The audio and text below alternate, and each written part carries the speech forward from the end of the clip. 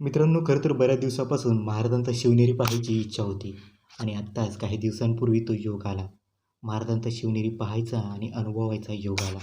खरं तर किल्ल्यावर बरेच पर्यटक आपल्याला पाहायला मिळतात. कोणी पर्यटक म्हणून येतं, कोणी नुसतंच गड पाहायला येतं, तर कोणी महाराजांचा इतिहास अनुभवायला येतं. शिवनेरीचा प्रत्येक कडानकडा महाराजांच्या पराक्रमाची साक्ष आणि त्यांच्या नीतिमत्तेची साक्ष देतो. आपल्या महाराजांचा इतिहास किती महान आहे, ही गडावरील प्रत्येक वास्तू त्या महाराजांच्या इतिहासाची साक्ष देते. मित्रांनो, गडावर गेल्यावर खरं तर काही शब्द माझ्या मनात चमकले. काही काळ मागे जाता येईल का? काही काळ मागे जाता येईल का? आणि माझ्या शिवरायांना मन भरून पाहता येईल का? आणि त्यांना भेटता येईल का? काय झाली आहे महाराष्ट्राची अवस्था महाराजांना सांगता येईल का? काही झाली आहे महाराष्ट्राची अवस्था महाराजांना सांगता येईल का? आया बहिणींवर होणाऱ्या अत्याचारांची व्यथा मला मांडता येईल का? काही झाली आहे महाराष्ट्राची अवस्था मला शिवरायांना सांगता येईल का?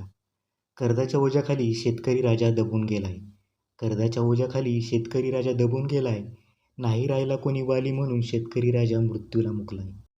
काय झाली आहे महाराष्ट्राची अवस्था मला शिवरायांना सांगता येईल का? काही झाली आहे माझ्या महाराष्ट्राची अवस्था शिवरायांना सांगता येईल का? सर्व अन्याय अत्याचारांना दूर सारून मला पुन्हा एकदा महाराष्ट्र घडवायचा आहे. सर्व अन्याय अत्याचारांना दूर सारून मला महाराष्ट्र घडवायचा आहे. घेऊन सर्वांना सोबत मला महाराजांचा महाराष्ट्र पुन्हा एकदा अस्तित्वात आणायचा आहे. पुन्हा एकदा अस्तित्वात आणायचा आहे.